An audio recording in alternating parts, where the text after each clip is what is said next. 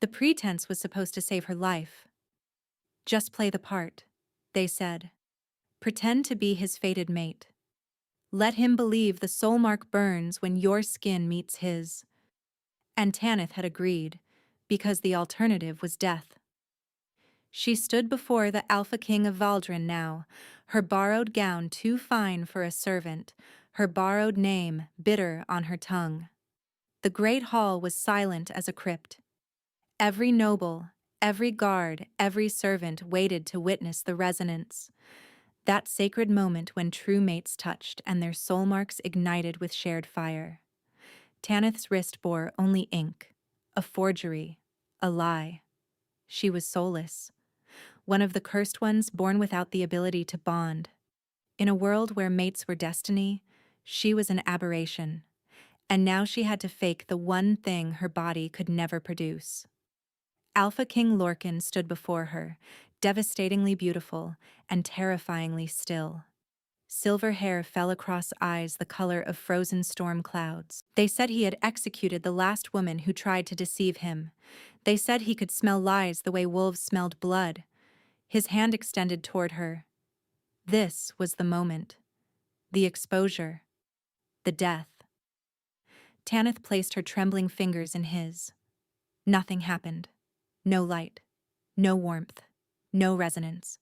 She waited for his roar of fury, for guards to seize her, for the executioner's blade. Instead, Lorcan smiled. Slow, knowing, dangerous. Perfect, he murmured, soft enough that only she could hear. You're exactly what I need. That night, he stopped pretending. And everything Tanith thought she knew about mates, about bonds, about this cold and terrifying king, shattered completely. The women had been arranged like offerings before an altar. 12 of them stood in the great hall of Valdron, each one presented by noble families who swore she was the Alpha King's destined mate. Each one bore a soul mark on her inner wrist, that sacred brand identifying wolves capable of bonding. Each one believed she might be the one. Tanith stood at the end of the line. She was none of those things. 3 days ago she had been a kitchen servant in Lord Morcant's household. Invisible. Insignificant. Surviving on scraps and silence. Then Lord Morcant's true daughter, Bryony, the one actually prophesied to match the king, had vanished in the night. Fled with a soldier she loved, abandoning her family to ruin. You will take her place. Lord Morcant had cornered Tanith in the pantry, his breath sour with wine. Same build, same coloring, close enough. My lord, I have no soul mark, I'm soulless. Yes, I know what you are. His lip curled with disgust. But the tattoo artist has already been paid. You'll have a mark by morning. Convincing enough at a glance. Tanith had tried to run. Morcant's guards caught her before she reached the gates. Listen carefully, he'd hissed, fingers crushing her arm. You'll attend the selection. You'll pretend to be Bryony. The king has rejected every candidate for 3 years. He'll reject you too, and no one will look too closely at a failure. And if he chooses me? Morcant's smile had been a cruel, vicious thing. Then you fake the resonance. You play the devoted mate long enough for me to leverage the connection. And if he ever discovers the deception? He'd leaned close. I'll tell them you murdered my daughter and stole her identity. A soulless imposter. They'll burn you alive, and I'll light the pyre myself. So here she stood, wearing Bryony's silk, Bryony's sapphires, Bryony's name. The false soul mark on her wrist was still tender from the needle. It looked real enough, an intricate knot of black lines that supposedly represented her wolf's bonding signature. But it was dead ink. It would never ignite. Because Tanith was hollow, empty. Born without whatever spark allowed wolves to recognize their fated mates. In Valdron, the soulless were considered cursed, defective. Most were abandoned at birth. Tanith had survived only because her mother had hidden her long enough to flee. She'd grown up as a servant, hiding her bare wrist beneath long sleeves, praying no one ever looked too closely. Now her survival depended on a different kind of hiding. The great doors groaned open. Silence crashed over the hall so completely that Tanith heard her own pulse roaring in her ears. Alpha King Lorcan entered. The first thing she noticed was the cold. Not a draft from the open doors, but something else entirely. A frost that seemed to emanate from his very presence, as though winter itself had taken the form of a man and learned to walk. The temperature in the hall dropped noticeably. Tanith saw her breath mist before her face. He was tall. Taller than any wolf she'd ever seen. Broad shoulders filled a black coat trimmed in silver fur. His hair was the color of fresh snow, falling past his jaw in waves that caught the torchlight like frozen silk. And his face. Beautiful was too gentle a word. His features were carved and cold, all sharp angles and pale skin. High cheekbones, a jaw that could have been cut from marble. But it was his eyes that made Tanith's wolf, small and stunted as it was, cower inside her. Pale gray, almost colorless, empty of warmth the way a glacier was empty of mercy. He moved down the center of the hall with predatory grace, and the nobles parted before him like water before a blade. No one met his gaze. No one dared. Whispers trembled through the crowd. The frost is worse than last month. The curse is spreading. Look at his hands. Tanith looked. The king's hands were bare, and even from this distance she could see that his fingertips were tinged faintly blue. Not paint, not decoration. Ice. Growing beneath his skin. If he doesn't find his true mate soon, he'll freeze from the inside out. 3 years of selections, hundreds of candidates, none of them his match. Tanith's mind raced. A curse. The king was cursed, and apparently only his true mate could save him. Which meant he was desperate, which meant he would be looking very, very carefully at every woman presented to him tonight.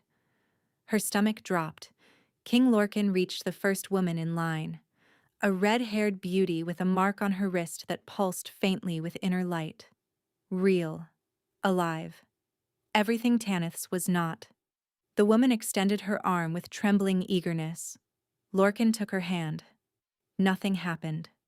The woman's soulmark flickered but did not ignite. No resonance. No bond. Lorcan released her without a word and moved on. Second woman. Third. Fourth. Each time he touched their marks. Each time, nothing. The pattern continued. Hope offered. Hope destroyed. Tanith watched the failures mount, and a desperate, foolish thought crept into her mind. He hasn't matched with anyone in 3 years. Hundreds of women with real soul marks, and none of them triggered his resonance. Perhaps he never would. Perhaps she could hide among the rejected. Just one more disappointment in an endless line of them. 5th. 6th. 7th. Closer now. She could see his face more clearly, the exhaustion carved into the lines around his eyes, the tension in his jaw. This was a man who had stopped hoping long ago. 8th. 9th. 10th. 2 women stood between Tanith and the king. Her palms were slick. Her pulse raced so violently she was certain everyone could hear it. The false mark on her wrist seemed to pulse with guilt, with accusation, with the certainty of her impending death. 11th woman. Lorcan touched her hand. Her soul mark flared briefly, brighter than any of the others, and Tanith saw hope blaze across the woman's face. But Lorcan's expression didn't change. Whatever he felt, whatever he was looking for, this wasn't it. He released her. The woman crumpled into tears. And then he was before Tanith. Up close, the cold radiating from him was nearly unbearable. She could see frost patterns forming on his collar, on the silver buttons of his coat. His breath misted in the air between them.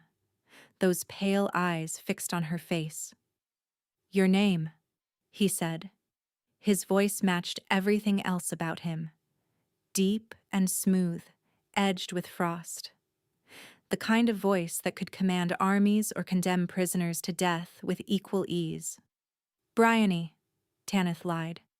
Her voice didn't shake. Small mercy. Daughter of Lord Morcant. A flicker passed through those winter-gray eyes. Interest. Assessment. Something else she couldn't name. Your wrist. Tanith extended her arm, sleeve falling back to reveal the false mark. The ink was still slightly raised from the tattooing, but she prayed he wouldn't look that closely. He looked. For an endless moment, Lorcan simply stared at her soul mark. His brow furrowed almost imperceptibly, his head tilted. Then his fingers closed around her wrist. Ice. His touch was ice, genuine cold that burned against her skin. Tanith gasped before she could stop herself. How was he so cold? How was he still alive with a body temperature that low? And beyond that shock, the expected nothing. No resonance, no fire, no recognition. Just frozen fingers against her false mark and the thundering certainty that she was about to die. She waited for him to release her, to move on, to dismiss her as he'd dismissed all the others. He didn't. His thumb traced across the ink slowly, pressing down just enough to feel the raised edges of fresh tattooing. Edges that a true soul mark would never have. His eyes lifted to hers. Tanith saw it then. The flash of recognition.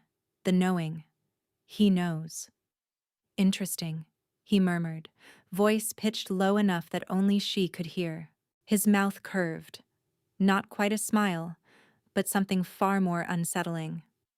You're not what you're pretending to be, are you? Her chest tightened with fear. Neither am I, he whispered. Before Tanith could respond, before she could run, before she could do anything at all, Lorcan turned to face the hall. His grip on her wrist remained firm. I've made my choice, he announced, his voice ringing off the stone walls. This one. The great hall erupted into chaos. The carriage ride to the palace was silent. Tanith sat rigid on the velvet seat, hands clasped so tightly her knuckles had gone white. Across from her, Alpha King Lorcan lounged with deceptive casualness, one ankle crossed over his knee, watching her the way a cat watches a cornered mouse. He hadn't spoken since they'd left the selection hall. Hadn't explained why he'd chosen her. Hadn't called for guards to arrest her, despite clearly knowing her mark was false. The waiting was worse than any punishment. You're trembling, he observed finally. I'm cold. It wasn't entirely a lie. The frost that surrounded him had turned the carriage interior into a winter's night. Her breath fogged with every exhale. Are you? His tone carried amusement. Or are you waiting for me to announce your execution? Tanith's jaw clenched. If she was going to die anyway, she might as well stop cowering. She lifted her chin and met his gaze directly. Why didn't you expose me in the hall? Lorcan's pale eyes glittered. Expose you as what, exactly? You know what I am. Do I? The games were exhausting. Tanith's fear sharpened into something closer to frustration. My mark is fake. You felt the ink.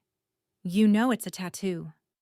She pulled back her sleeve, revealing the forgery. I'm soulless. I can't bond. I can't be anyone's mate, especially not yours. Her voice cracked slightly. So why am I in this carriage instead of a cell? Lorcan studied her for a long moment. The carriage jolted over a rut in the road, but neither of them looked away.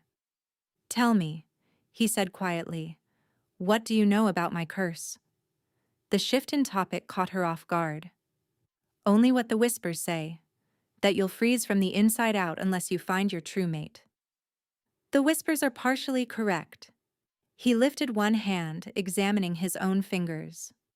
The blue tinge was more pronounced up close, spreading from his nails to his first knuckles. Ice crystals formed along his cuticles as she watched. My ancestor made a bargain with a winter witch, Lorcan continued, his voice flat with old resignation. Power beyond measure in exchange for a price. Every king of my line carries the frost in his blood. It sleeps while we're young, but once we reach maturity, it begins to grow. He flexed his fingers. The ice crackled. The only thing that can warm us, can stop the freezing, is the heat of a true mate bond, the resonance of souls recognizing each other. Tanith shook her head. Then you need to find your actual mate, a real one, not, I don't have one.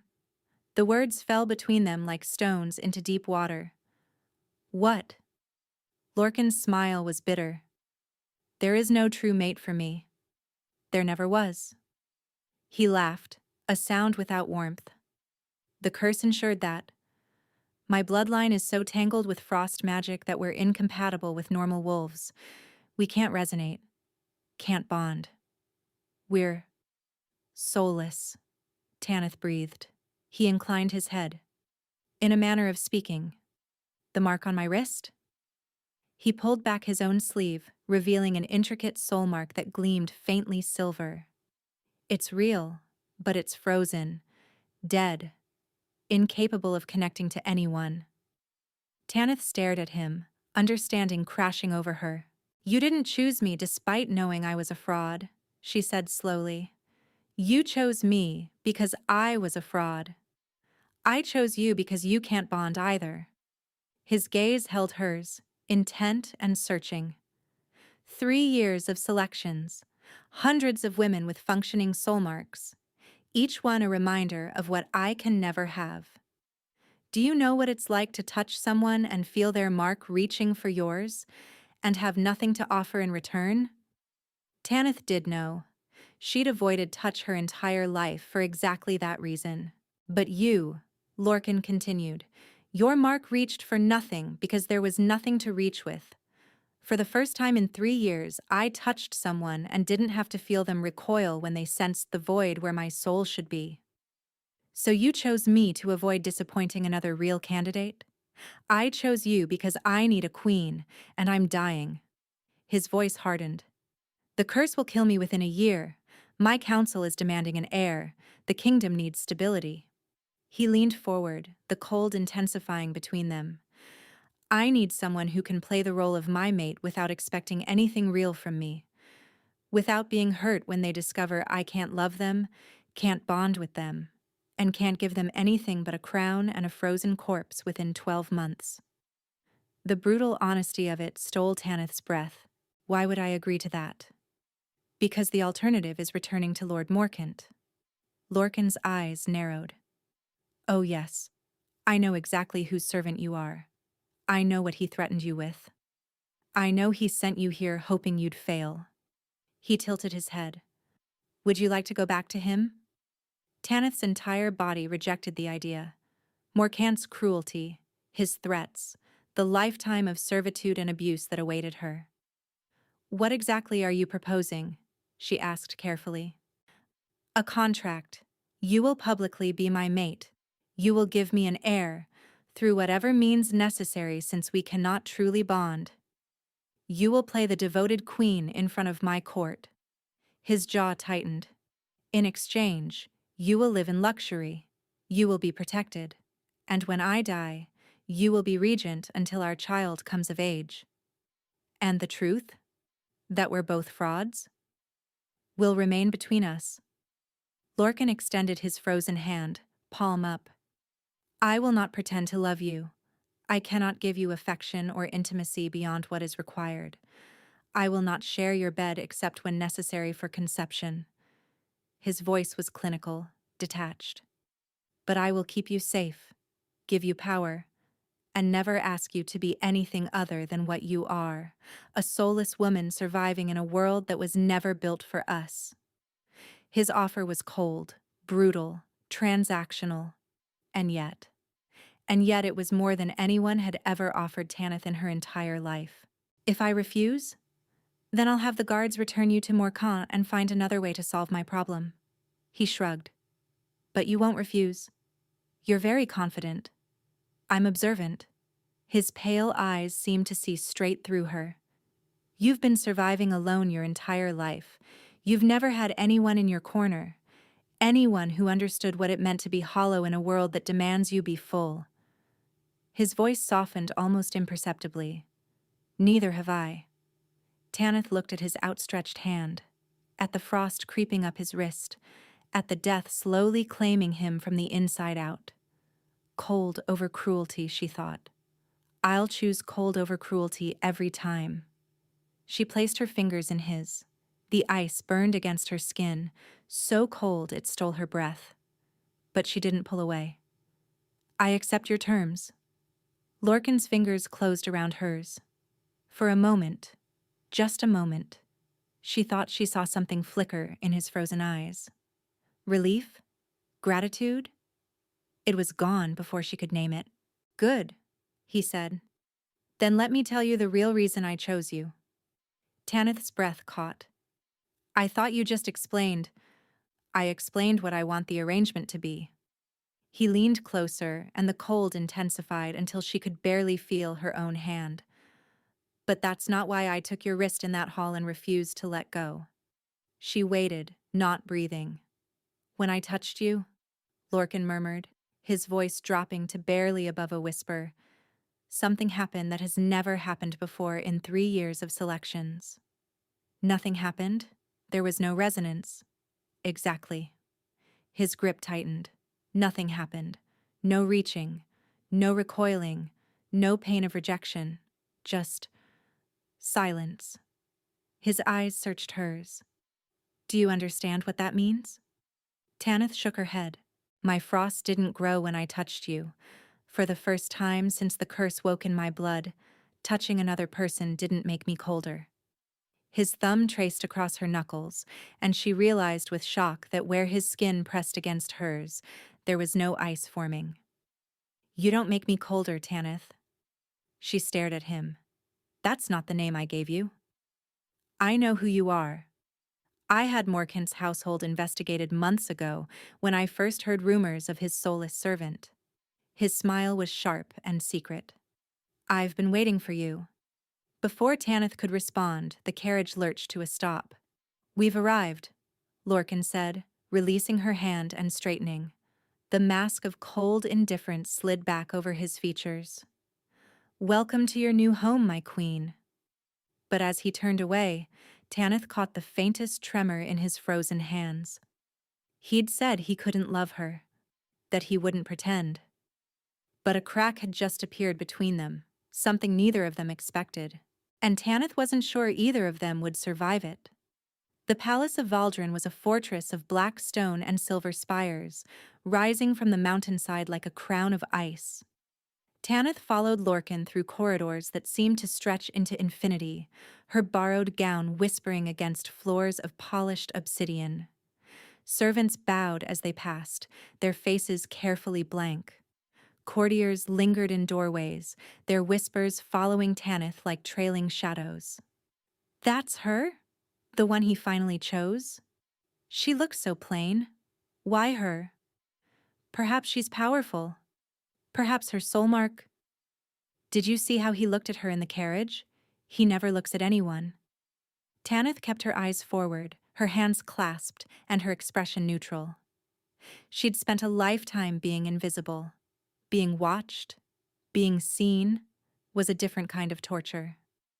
They stopped before a massive door carved with wolves and winter roses. These will be your chambers, Lorcan said, adjacent to mine, as is customary for the king's mate. The servants assigned to you have been carefully selected. Selected how? None of them will be able to see your wrist. He pushed the door open, revealing a suite so vast and luxurious that Tanith's breath caught. The maids are all touch-averse. The guards stationed outside are under strict orders never to enter, and anyone who attends you directly will do so in dim lighting. Tanith stepped inside, turning slowly to take in the canopied bed draped in silver silk, the fireplace already blazing against the cold, the windows overlooking a frozen garden below. You've thought of everything, she said quietly. I've had years to plan for a mate I never expected to find. Lorcan remained in the doorway, his presence somehow filling the space despite the distance between them. The wedding will be in 3 days. Until then, you'll remain here. Seamstresses will attend you tomorrow to prepare your gown. And after the wedding? His expression flickered. After the wedding, we'll discuss the terms of producing an heir. The clinical way he said it made Tanith's skin prickle. But what had she expected? Romance? From a man who'd explicitly told her he couldn't love? I'll leave you to rest, Lorcan said, already turning away. Wait. He paused, not quite looking back. Tanith crossed the room until she stood just behind him. This close, she could see the frost patterns spreading across the back of his neck, climbing toward his hairline. The curse was visible even beneath his clothing, tracing blue veins across every inch of exposed skin. How long? She asked softly. Truly. Lorcan was silent for a long moment. 8 months, he finally said. Perhaps less. The frost reaches my heart by winter's end. He turned his head just enough that she could see his profile, the sharp beauty of his features rendered somehow tragic by the death sentence he carried. Does that change your decision? No. Then why ask? Because I wanted to know if you're afraid, she thought. Because I wanted to see if anything human exists beneath all that ice. Because if we're going to pretend to be mates, she said instead, I should know what I'm pretending toward. His posture eased, just slightly. Rest well, Tanith. He said her name differently this time, less clinical, almost gentle. Tomorrow begins the performance of our lives. Then he was gone, the door closing behind him with a quiet snap that echoed through the enormous chamber. Tanith stood alone in a room fit for a queen, wearing another woman's identity, contracted to a dying king who had chosen her precisely because she was as broken as he was. She should feel afraid, trapped, desperate. Instead, for the first time in her life, she felt something unexpected. Possibility. The next morning, Tanith woke to chaos. Seamstresses invaded her chambers before dawn, armed with measuring tapes and fabric swatches and an endless barrage of questions about preferences she'd never had the luxury of forming. Did she prefer silver or pearl? Lace or embroidery? A train of 6 feet or 12? Whatever is customary, Tanith said repeatedly, overwhelmed by choices she'd never imagined making. By midday, she'd been measured, pinned, prodded, and wrapped in so many layers of silk that she felt like a doll being dressed for display. The king wishes to see you, a servant announced from the doorway. The seamstresses scattered like startled birds, gathering their supplies and fleeing as though Lorcan himself might freeze them solid if they lingered. Tanith smoothed her borrowed dress, one of the dozens that had mysteriously appeared in her wardrobe overnight, and followed the servant through the palace corridors. They didn't go to a throne room or council chamber as she'd expected. Instead, the servant led her to a small, private garden enclosed by walls of black stone.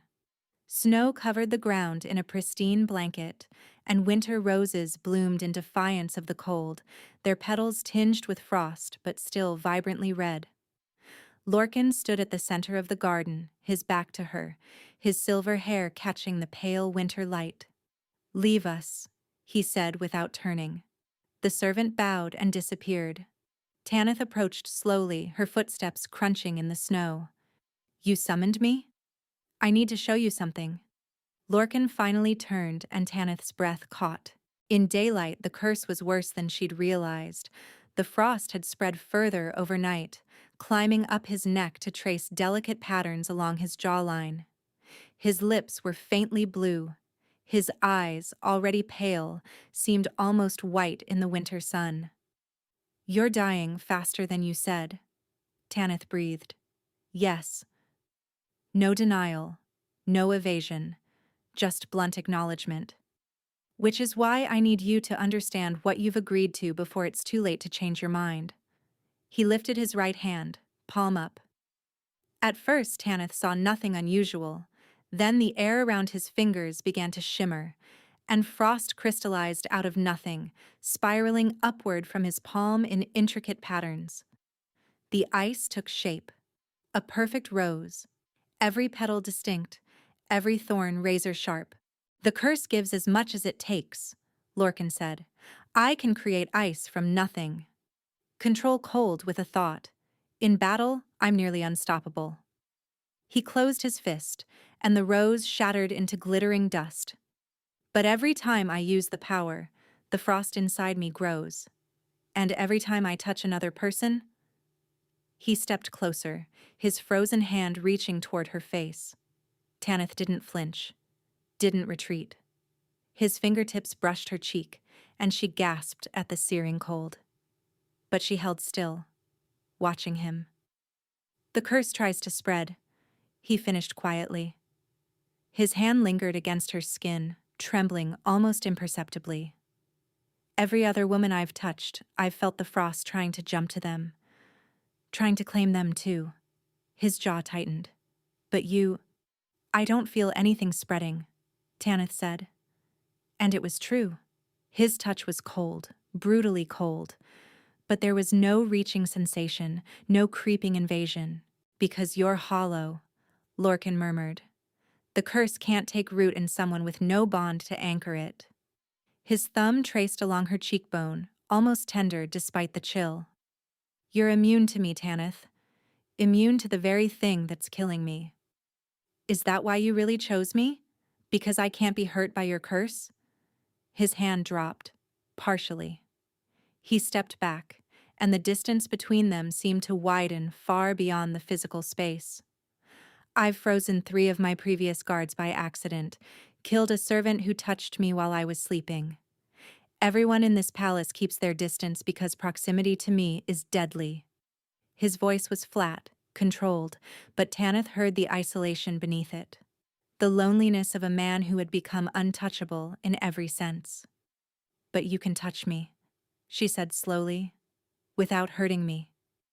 "Yes." "And I can touch you without being frozen." "Yes." Tanith considered this. The contract he'd offered was transactional, airs and appearances and political necessity. But this was something else. "When was the last time someone touched you without gloves, without barriers?" Lorcan went very still. "My mother," he said finally, "when I was 12, before the curse fully woke." He laughed, the sound hollow and cold as wind through empty halls. 14 years ago? 14 years without human contact, 14 years of cold and isolation and the slow certainty of death. Tanith understood then why he'd truly chosen her. Not just because she couldn't bond, not just because she was immune to his curse, because she was the first person in 14 years who could touch him without dying. She crossed the distance between them before she could think better of it.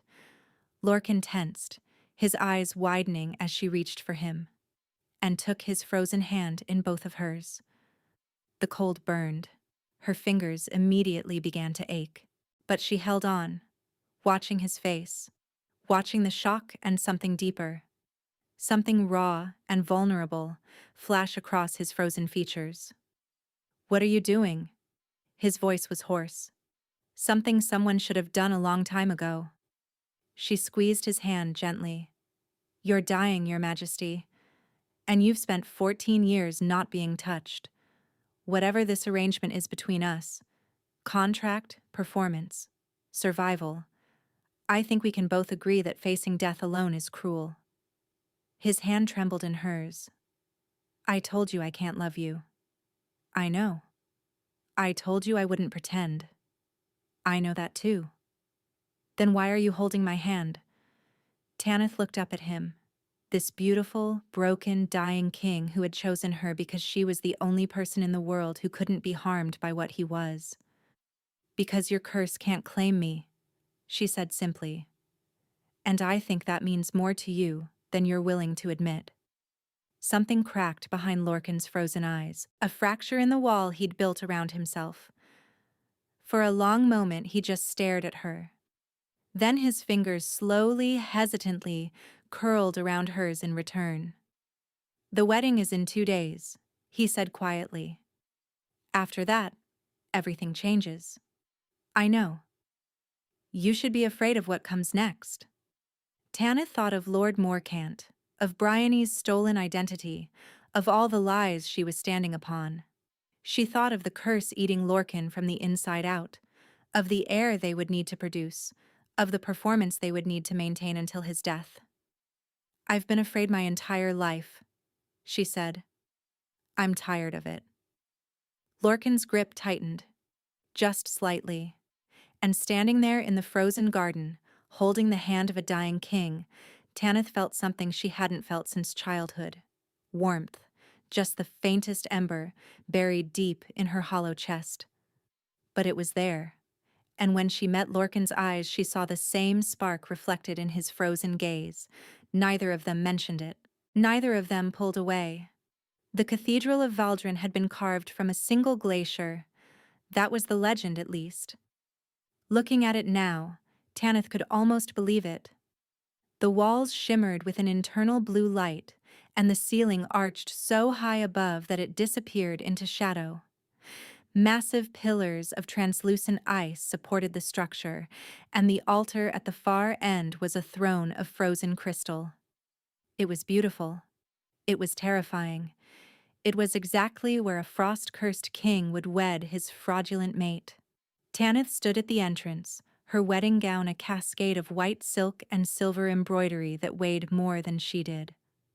The seamstresses had outdone themselves. She looked like a queen. She felt like a sacrifice.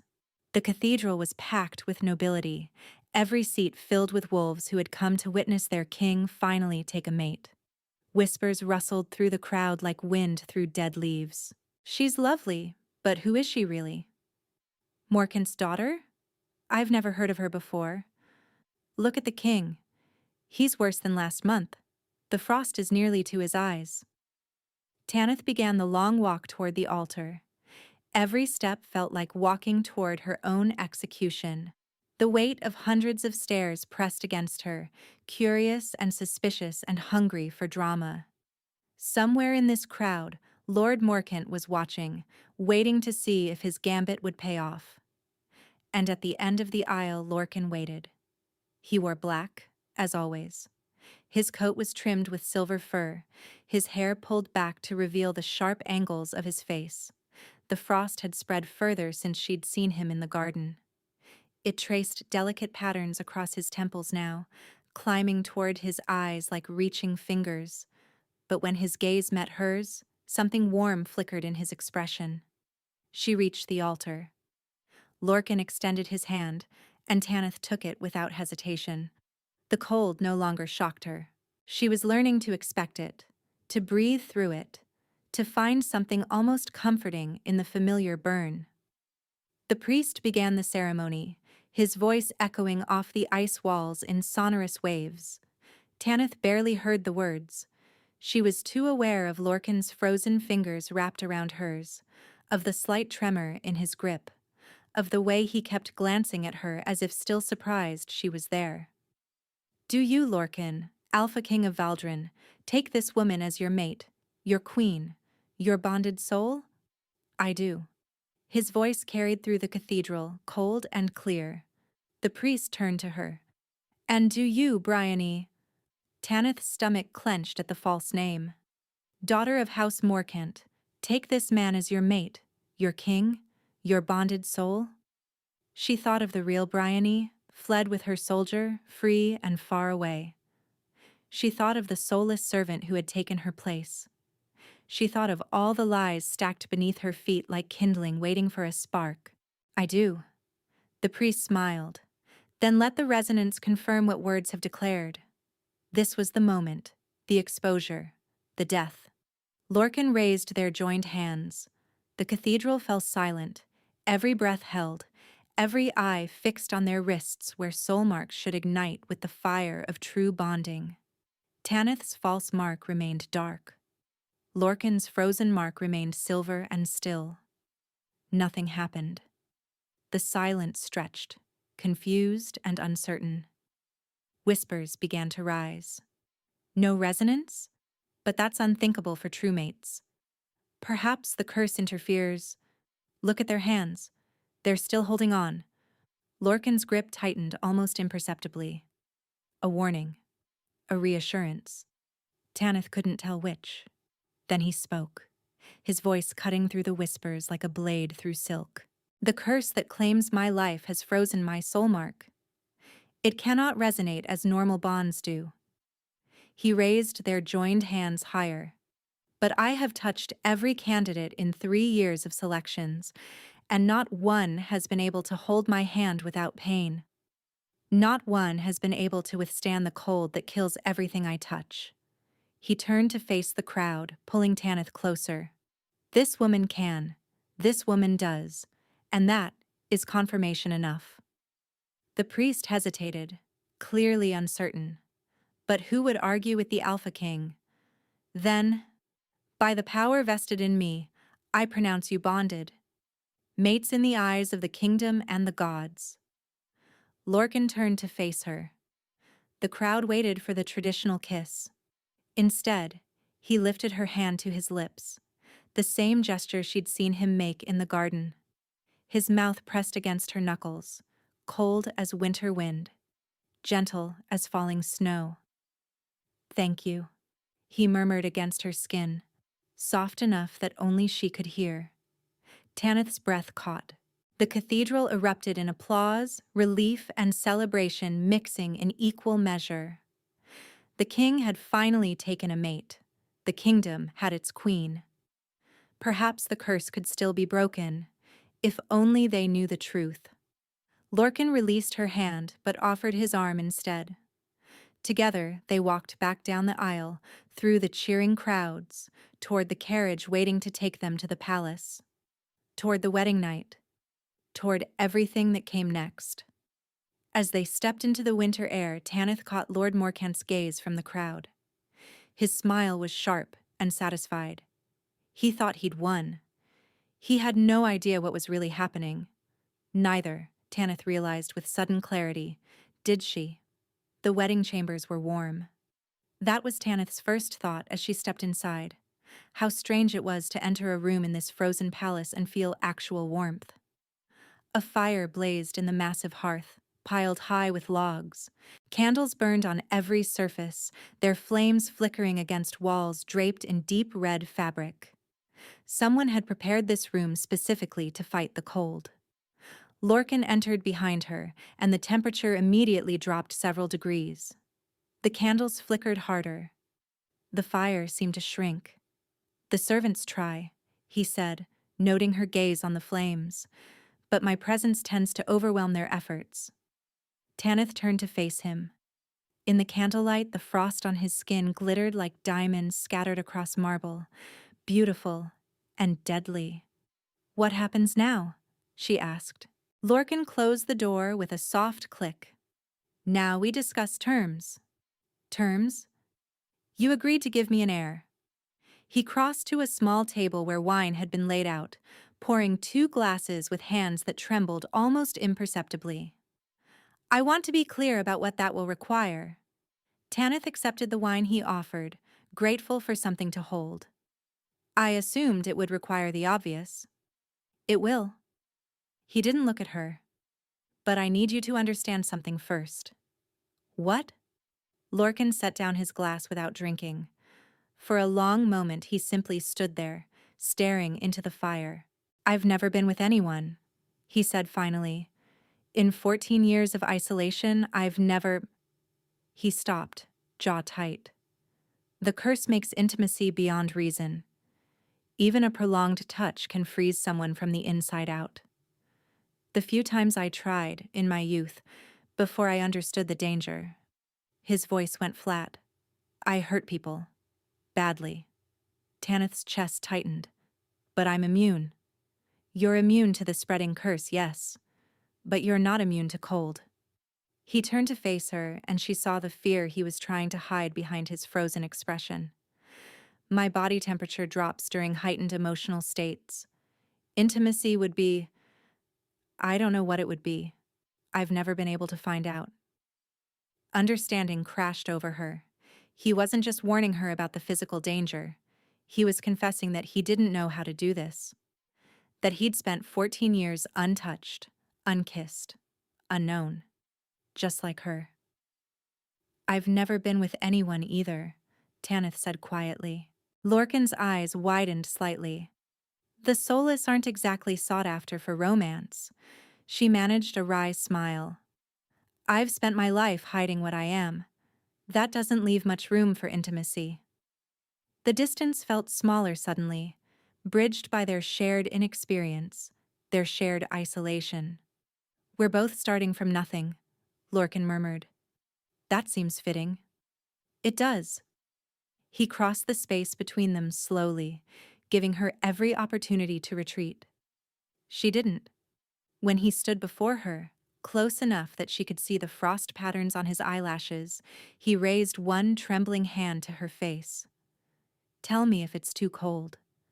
His palm settled against her cheek. The chill burned, but Tanith breathed through it, holding his gaze. "It's bearable." "You're lying." "I'm enduring." She covered his hand with her own, pressing it closer. "There's a difference." Something cracked in his expression.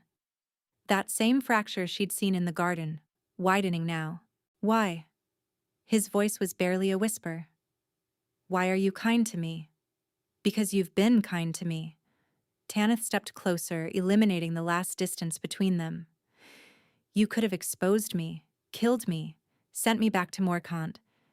Instead, you offered me protection. A crown. A future. I offered you a transaction.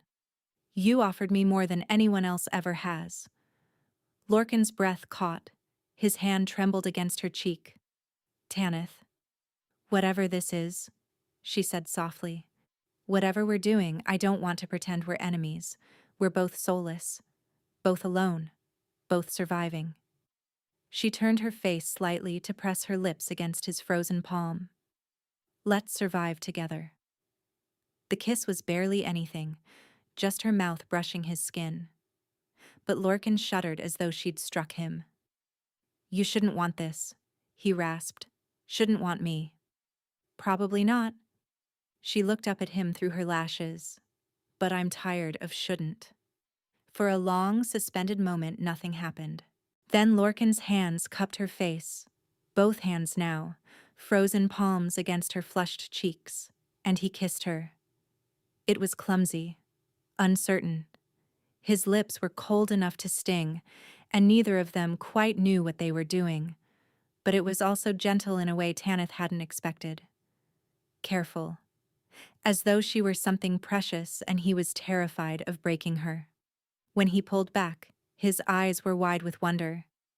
"Did that hurt?" he asked urgently. "A little?" She smiled. "I don't care." He kissed her again, and again. By the time they made it to the bed, Tanith had stopped feeling the cold entirely.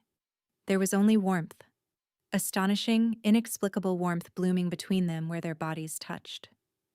Later, much later, tangled together in blankets that had frozen stiff at the edges, Tanith felt Lorcan's arm tighten around her waist. "Stay," he murmured against her hair. "Please." She hadn't planned to leave. She hadn't planned any of this. But lying there in the arms of a man who had never been held, who had never been wanted, who had never expected kindness and didn't know what to do with it now that he'd received it, Tanith realized something terrifying. She wasn't pretending anymore. The weeks that followed were unlike anything Tanith had ever experienced. Lorcan came to her chambers every evening. At first he claimed it was necessity. They needed to conceive an heir, after all. But necessity didn't explain why he lingered afterward, talking about his day. Necessity didn't explain the books he brought her from the palace library, chosen specifically based on interests she'd mentioned in passing. Necessity didn't explain the way he began arriving earlier each night, sometimes before dinner, just to sit with her by the fire. "The council meeting ran long," he said one evening, slumping into the chair across from her with uncharacteristic exhaustion. "Lord Ashworth questioned the trade agreements for 3 hours." Tanith set down her embroidery, a skill she was still learning, her stitches uneven but improving. What did you do? Froze his wine goblet to his hand. Lorcan's lips twitched. Accidentally. Tanith laughed, the sound bright and surprised, and Lorcan's expression transformed into something softer, something almost wondering. I like that sound, he said quietly. What sound? Your laugh. He leaned forward, elbows on knees, studying her. I don't think I'd ever heard you laugh before this week. I don't think I had much to laugh about before this week. Neither did I. The fire crackled between them. Outside, winter raged, but inside this room, with him, Tanith felt warmer than she had in her entire life. It was becoming a problem. The arrangement was supposed to be transactional, a contract, performance and survival. But somewhere between the wedding night and now, the lines had blurred beyond recognition. Lorcan sought her opinion on matters of state, genuinely listening to her answers. He defended her against courtiers who questioned her sudden appearance in their king's life. He reached for her hand in public, not for show, but as though he needed the contact as much as she did. And in private, he was different. The cold king thawed when they were alone. He smiled, actual smiles that reached his eyes. He told her about his childhood, about his mother who had died when he was 15, about the father who had frozen to death before Lorcan turned 20. He told her about the loneliness that had shaped his entire existence, and Tanith told him about her own, about being soulless, about the servants' quarters and the scraps and the hiding, about the mother she'd never known who had given her up to protect her. They exchanged their broken pieces like gifts, like trust, like something dangerously close to love. You're warmer than you were, Tanith observed one night, her palm pressed against his chest. The frost had stopped spreading. If anything, it seemed to be retreating. His heartbeat beneath her hand was steady and strong. I've noticed. Lorcan covered her hand with his own. The healers can't explain it. Maybe it's the, don't say it. His voice was suddenly sharp. Don't. Tanith went still. Don't say what? What you're thinking. He pulled away, sitting up in bed, his back to her. What you've been thinking for weeks. Lorcan, this isn't real. His voice cracked. It can't be real. I told you from the beginning that you couldn't love me. I remember. Then why do you look at me like that? He spun to face her, and she saw the anguish in his frozen eyes. Why do you touch me like you mean it?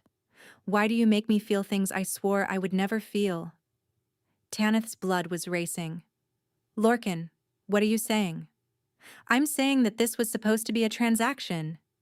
He stood pacing, frost spiraling out from his bare feet with every step. I chose you because you couldn't bond with me, because being with you was supposed to be safe, because I could have a queen, an heir, a partner, without any risk of...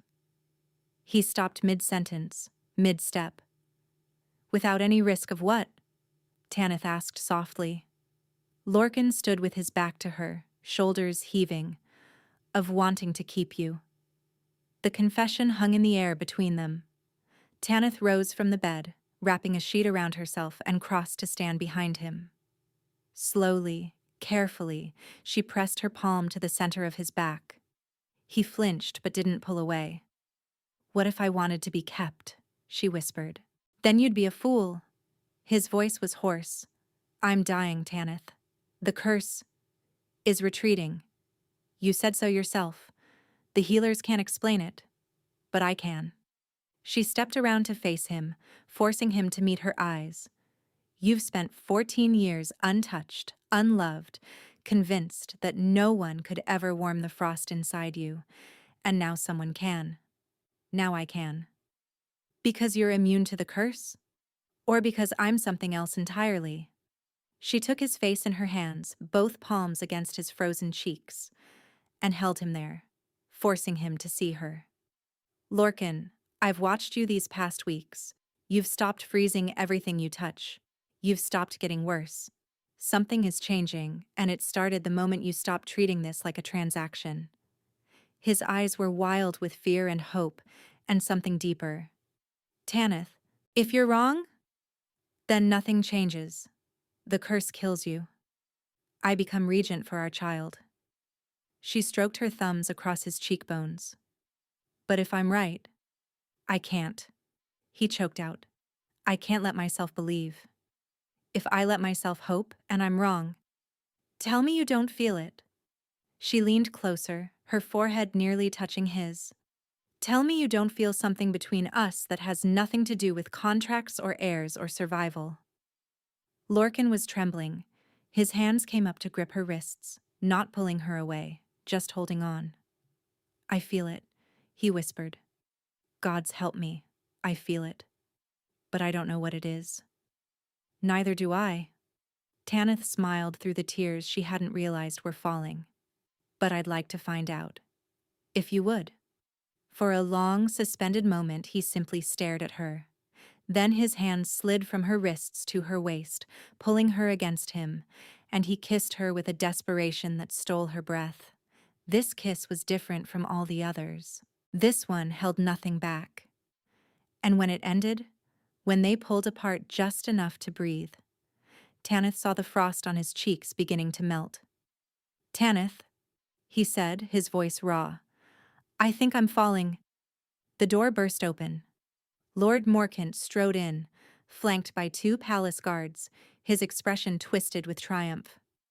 I hate to interrupt this touching scene, he drawled, but I'm afraid the charade is over.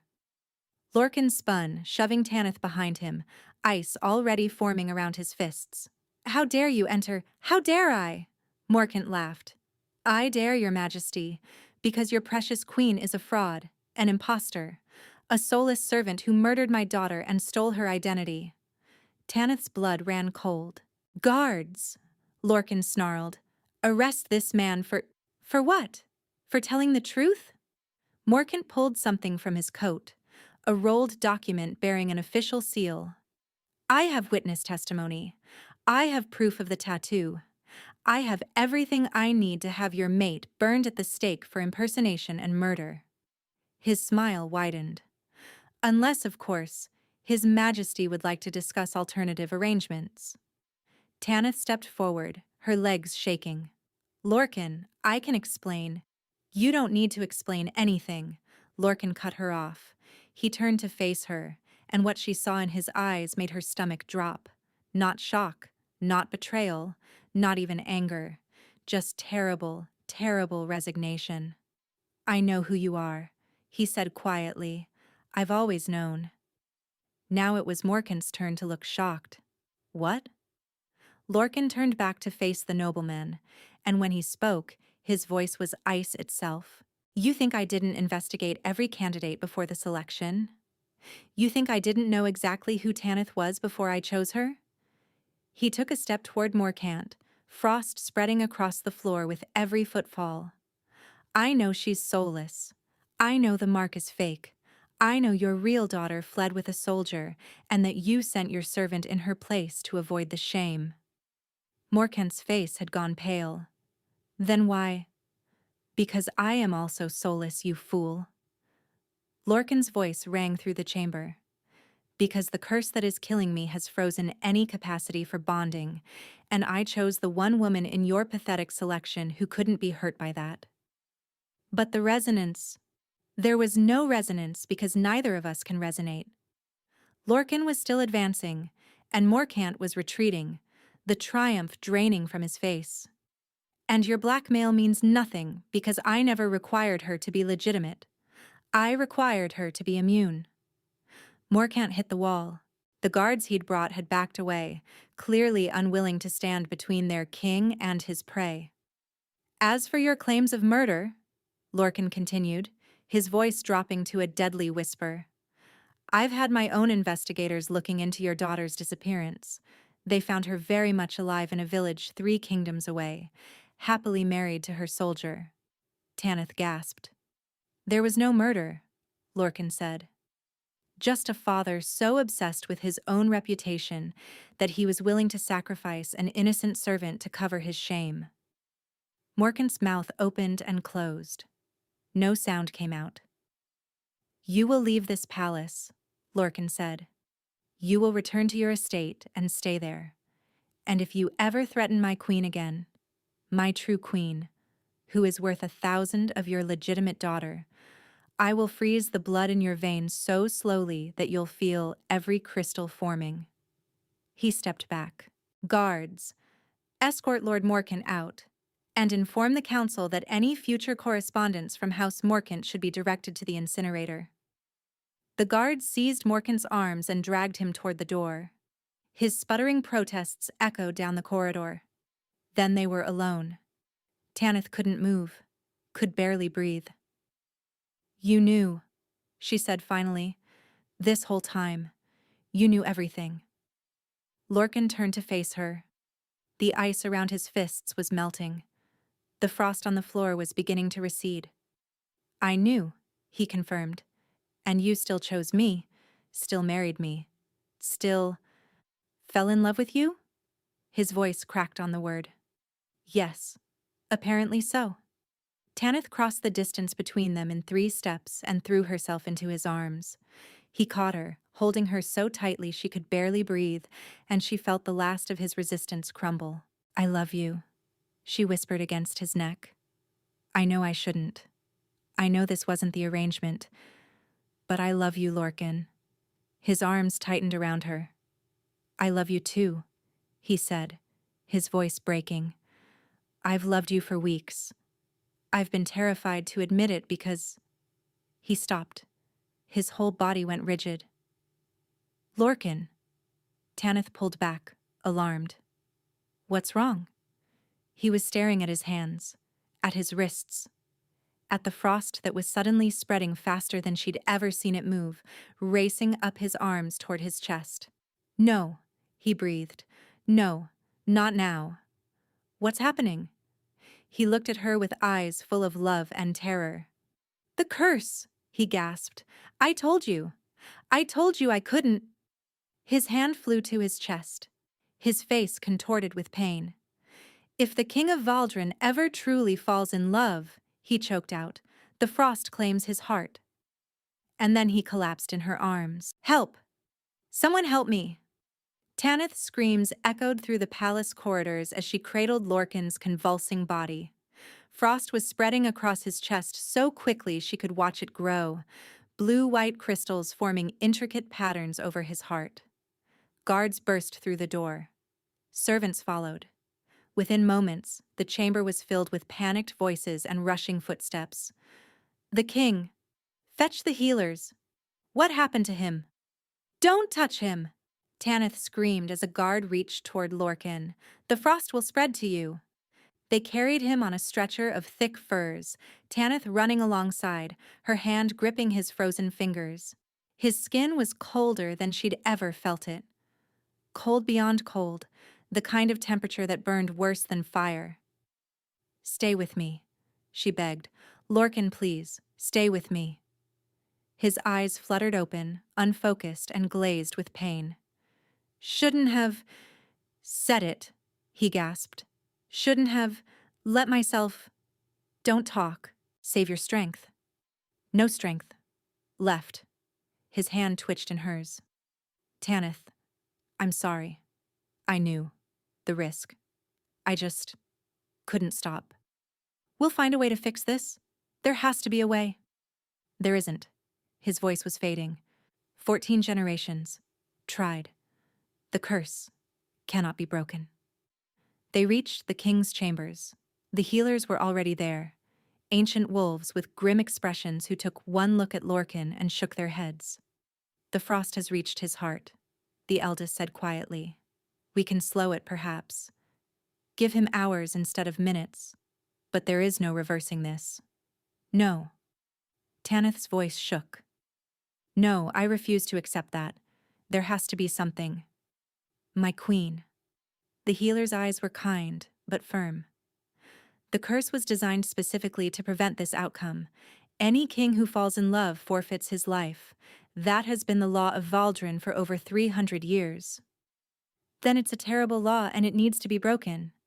It cannot be broken. Not by healers, not by magic, not by... Who created it? The healer paused. What? The curse. Tanith stepped closer, her eyes blazing. Someone created it. Some witch, some sorcerer, some magical being. Who? The Winter Witch, the healer said slowly. A powerful sorceress who lived in the mountains centuries ago, but she's long dead. Are you certain? The healer exchanged glances with his colleagues. My queen, even if she lived, why would she help? She created the curse in the first place. Because curses have rules. Tanith's mind was racing, pieces clicking together. Every curse has conditions, loopholes, ways to be broken that the creator built in, intentionally or not. The only condition we know of is that the king must never love.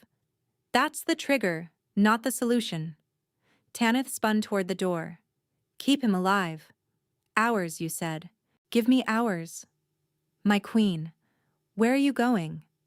To find someone who knows more about this curse than you do. She was halfway down the corridor when a voice stopped her. You won't find her in the mountains. Tanith turned. An old woman stood in the shadows of an alcove, her face weathered and worn, and her eyes sharp as winter stars. She wore the simple clothes of a palace servant, but there was something about her presence that made Tanith's wolf, small and stunted as it was, stand at attention. Who are you? Someone who has been waiting a very long time for this moment. The woman stepped forward, and Tanith saw the mark on her wrist, a soul mark, but unlike any she'd ever seen. It shimmered with silver light, constantly shifting, never quite settling into a fixed pattern. You know about the curse, Tanith said. It wasn't a question. I should. The woman's smile was sad and ancient. I helped create it. Tanith's blood ran cold. You're the Winter Witch. No, I was her apprentice, her sister in magic, if not in blood. The woman moved closer, studying Tanith's face with unnerving intensity. My name is Seraphel, and I've been watching you since you arrived at this palace. Tanith of no house, Tanith of no soul, Tanith who loves without bonds. If you know how to break the curse, tell me. Please. He's dying. I know. Seraphel's eyes glistened. And I know why you can save him when no one else could. Then tell me. Seraphel took Tanith's hands in her own. Her grip was warm, shockingly warm after so many weeks of Lorcan's cold. The curse was never meant to last forever, she said quietly. My sister was brilliant but cruel. She designed it as the cruelest trap. The kings need love to survive, yet love itself kills them. A perfect prison with no key. Tanith's chest constricted with despair. But I convinced her to leave a doorway, Seraphel continued. One single path to salvation that she thought would never be walked. What path? The curse feeds on the bond between mates. Seraphel's grip tightened.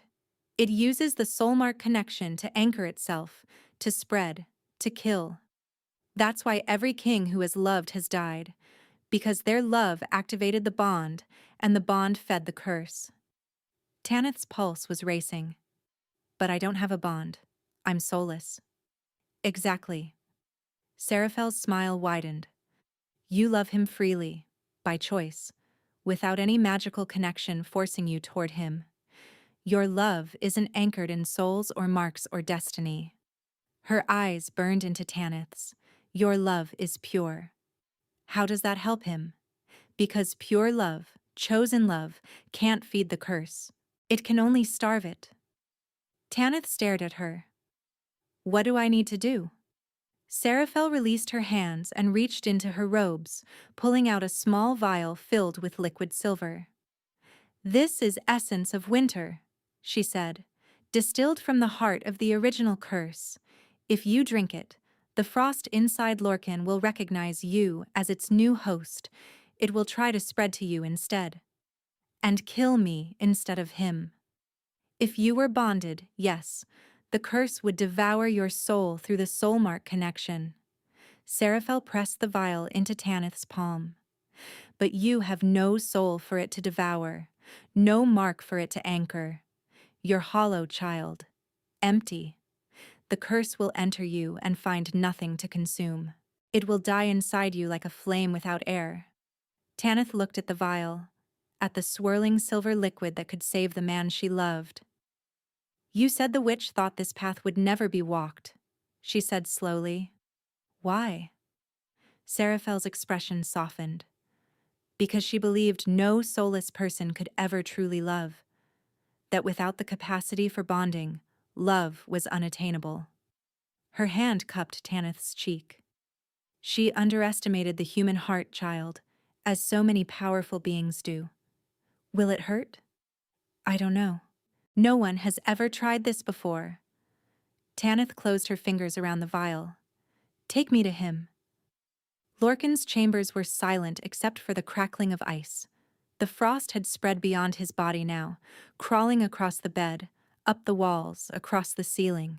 The candles had all guttered out. The fire had died. The room was a frozen tomb, and at its center lay the king, still as death, his skin so pale it was nearly translucent. Tanith knelt beside the bed, the vial clutched in her hand. Seraphel stood in the doorway watching. If this doesn't work, Tanith said quietly, will he die in pain? The frost will take him gently. He'll simply stop. And if it does work, then the curse ends. For him, for all future kings of Valdron, forever. Tanith looked at Lorcan's frozen face. At the man who had chosen her when no one else would, who had protected her, defended her, and fallen in love with her despite every wall he'd built. I never thanked you, she whispered to him, for seeing me, for choosing me, for showing me that being hollow didn't mean being worthless. She uncorked the vial. I love you, Lorcan. Not because I was meant to, not because some mark on my wrist told me to, but because you earned it, because you're kind beneath all that cold, because you made me feel like I belong somewhere for the first time in my life. She lifted the vial to her lips. So I choose you. Freely. Completely. With everything I don't have. And she drank. The cold hit her like a wall of ice. Every nerve in her body screamed as the liquid silver spread through her veins, freezing her from the inside out. She collapsed forward, catching herself on the edge of the bed, gasping for air that seemed to crystallize in her lungs. It hurt. Gods. It hurt worse than anything she'd ever imagined. But beneath the pain, she felt something else. The curse. Searching. It moved through her like a living thing, probing, reaching, and looking for the bond it was designed to consume. It brushed against her soul mark, the false one, the tattoo, and found nothing. It pushed deeper, hunting for the connection that should exist between her and Lorcan, and found nothing.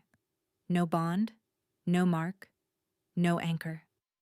Tanith felt the curse's confusion, its hunger turning to desperation. It was starving, dying, thrashing inside her hollow chest like a beast trapped in an empty cage. She held on. Through the pain, through the cold, through the feeling of ice forming in her blood, she held on. And then, slowly, miraculously, she felt it begin to die. The frost receded. The cold faded. The curse that had plagued the kings of Valdron for 300 years dissolved inside her like snow in sunlight. Tanith slumped against the bed, too weak to move, barely able to breathe, but alive, still alive, and warm. For the first time since she'd entered this frozen palace, Tanith felt truly, completely warm. Lorcan, she managed. No response. Lorcan, please. She dragged herself up, reaching for his face. His skin was still cold, but not frozen, not deadly, just cold. And then, beneath her palm, she felt his heartbeat, strong, steady, alive. His eyes opened. For a moment, he simply stared at her, confusion and wonder warring in his expression. Tanith? His voice was rough, broken. What? What happened? I felt the frost reach my heart. I felt myself dying. The curse is gone. Tears were streaming down her face, but she was smiling. It's gone, Lorcan. Forever. He sat up slowly, looking at his hands, at his arms, at the skin that was no longer traced with frost patterns. How? He breathed. Because I loved you without a bond? Tanith laughed through her tears. Because I'm hollow, and the curse needed a soul to devour, and I didn't have one to give. Lorcan stared at her. Then his arms were around her, pulling her against him, and she felt something extraordinary. Warmth. His body was warm. Not hot, not feverish, but genuinely, beautifully, perfectly warm. You saved me, he whispered against her hair. You remarkable, wonderful, stubborn woman. You saved me. You saved me first. She pulled back to look at him, to see him without the frost, without the curse, without the shadow of death hanging over him. You chose me when everyone else threw me away. I would choose you 1,000 times over. His hands cupped her face, and for the first time his touch didn't burn. I will choose you every day for the rest of my life. He kissed her, and this kiss was different from all the others. This kiss was warmth and hope, and the beginning of forever. 6 months later, spring had come to Valdron. For the first time in 3 centuries, flowers bloomed in the palace gardens. The eternal winter that had gripped the kingdom had begun to thaw the moment the curse broke, and now the mountains themselves seemed to be waking from a long sleep. Tanith stood in the garden where Lorcan had first shown her his powers, watching winter roses give way to spring blossoms. Her hand rested on the swell of her belly. The council approved the new soulless protection laws. She turned to find Lorcan walking toward her, a stack of documents in his hands and a smile on his face. He looked different now. Still beautiful, still commanding, but warmer in every sense. The cold that had once radiated from him was completely gone. All of them? Tanith asked. Every single one. No more abandonment of soulless children. No more discrimination in employment or marriage. Full citizenship rights. He stopped beside her, his arms sliding around her waist. Seraphel's testimony about the curse helped. Once the court understood that being soulless was what saved the kingdom, opinions shifted rather quickly. Tanith leaned into him. And the investigation into my mother? Complete. Lorcan's voice softened. She was Seraphel's daughter. Your grandmother was the Winter Witch's apprentice, which means I was never truly soulless at all. Tanith touched her wrist, where the fake tattoo had long since been removed. Just dormant, waiting for the right conditions to wake. Seraphel says your magic will fully manifest after the baby is born. She wants to train you herself. She's staying. She says she's tired of hiding in palace alcoves. Lorcan smiled. I offered her the position of royal magical advisor. She accepted, on the condition that she gets to spoil her great-grandchild rotten. Tanith laughed, the sound bright and free in the spring air. So much had changed. Morcant had been stripped of his titles and lands, his crimes exposed to the entire kingdom. Bryony, the real Bryony, had been found and offered a full pardon, though she'd chosen to remain with her soldier husband in their distant village. The alliance between Valdron and its neighbors had never been stronger, built on the foundation of a curse finally broken. And Tanith, once a soulless servant hiding in the shadows, was now queen of it all. Any regrets?